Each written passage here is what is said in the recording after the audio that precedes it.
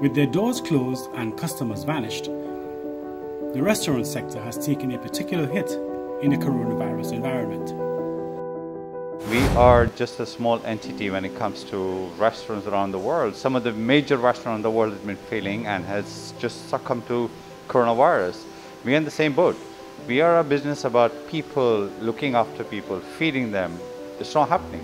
The fact that we've been in St. Lucia for 10 years, with Spice of India and Masala Bay for 5 years, people know us very well, people know the quality we produce, so they support us, they've been supporting us. But then it's going to be very difficult as well because people's income have been affected. So we're asking people to pay monies to come in the restaurant to take away the food. Obviously, I mean, there's a small sector of people who can do it, but it's just one of the things that we can continue to come to work and feel like there's something like normal here. Something like normal, but nothing normal at all. It's been one of the toughest things for my staff. It's been toughest for me as a business owner as well, to let go of most of the staff due to obvious reasons. And suppliers have been struggling as well. I mean, some of the suppliers I've been talking to used to bring huge amount of goods every week. Now they've been bringing every 3 weeks and 4 weeks, and some of the fresh produce is going down the drain. I mean, it's not like they want to. The things they can donate, they donate. They've been telling me, but something just gets rotten, so they can't help it. Staff, I'm in constant touch with all my staff, willing to help as much as I can, wherever I can. But as a business, we are struggling as well. So we will be struggling for a long period of time. I mean, it's a good thing that we are one of the products which is highly appreciated by locals. So we do pretty okay with local crowd. But we cannot underestimate the power of tourism in a country like St. Lucia. But we've been very fortunate and lucky here for the number of COVID, cases we have had. So I think that might work in a positive case in tourism in the sense, like if a tourist decides to come to a country, when they do research, St. Lucia will come as very little number of COVID positive cases. So let's go to St. Lucia. And tourism sector is one of the major earners. Yeah, it's true that we might have to shift it to other sectors as well. But for now, tourism is one of the major sectors in St. Lucia. And yes, we want it to open, but with as little as dangerous involved in opening up the tourism economy.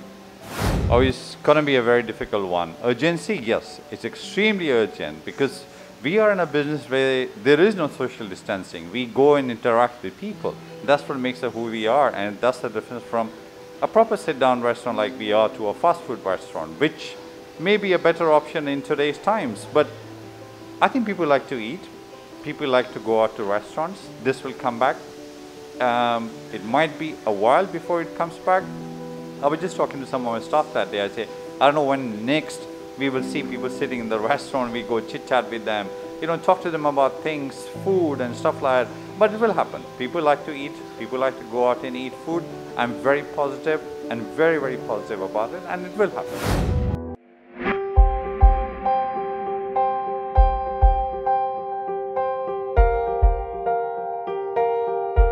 Please stay with us. We'll be right back after these messages.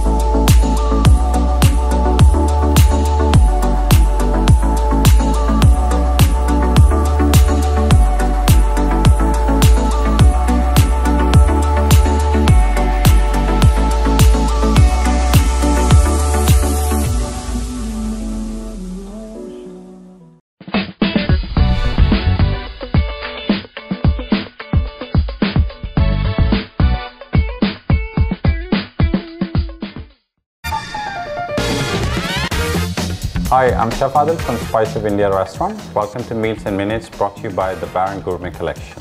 We've been around the world demonstrating how easy it is to use the sauces and dips in the Baron Gourmet Collection. Today we're going to visit Britain for a tasty Indian-inspired chicken tikka masala. We start by grilling pre-seasoned chicken strips on the skewers. Then you're going to heat a little amount of oil in your frying pan and add a chopped onion to it and cook until tender and golden brown. Then add some tikka masala paste from the Baron Gourmet collection with some fresh unsweetened yogurt or cream, tomato paste and water. Simmer over low heat for a minute and then you stir your grilled chicken strips into the sauce. Now you're ready to enjoy your chicken tikka masala with a side dish of salad or plain steamed basmati rice. We hope we can inspire your next meal in minutes with the Baron Gourmet Collection. Baron, we make food tasty.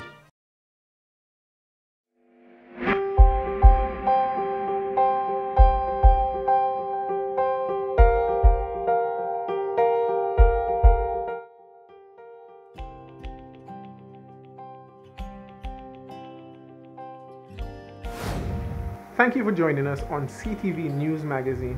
We now take a look at some external stories.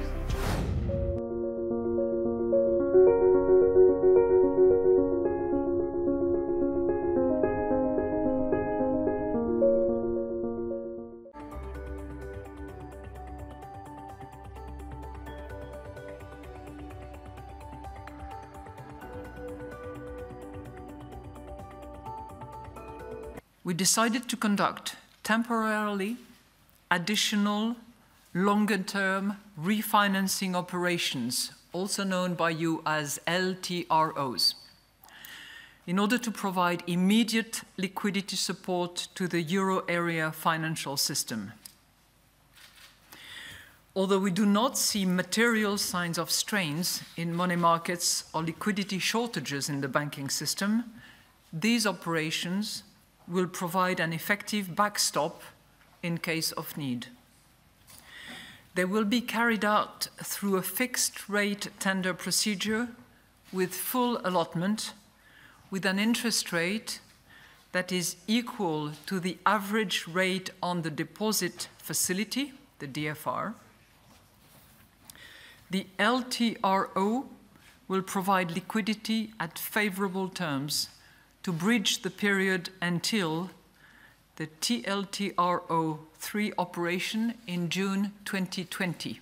The Governing Council decided to apply considerably more favorable terms during the period from June 20th to June 21 to all TLTROs operations outstanding during that same time.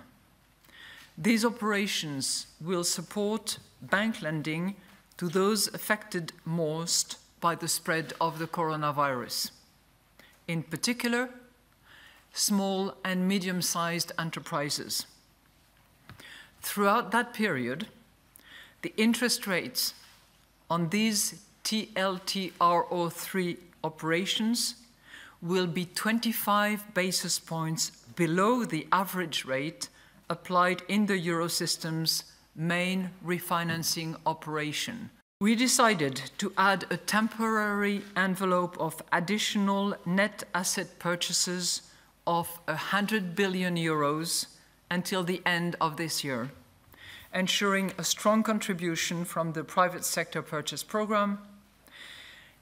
That envelope, in combination with the existing asset purchase program, this will support favorable financing conditions for the real economy in times of heightened uncertainty.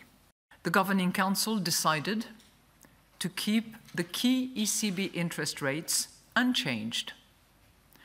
We expect them to remain at their present or lower levels until we have seen the inflation outlook robustly converge to levels sufficiently close to, but below 2%, within our projection horizon, and such convergence has been consistently reflected in underlying inflation dynamics.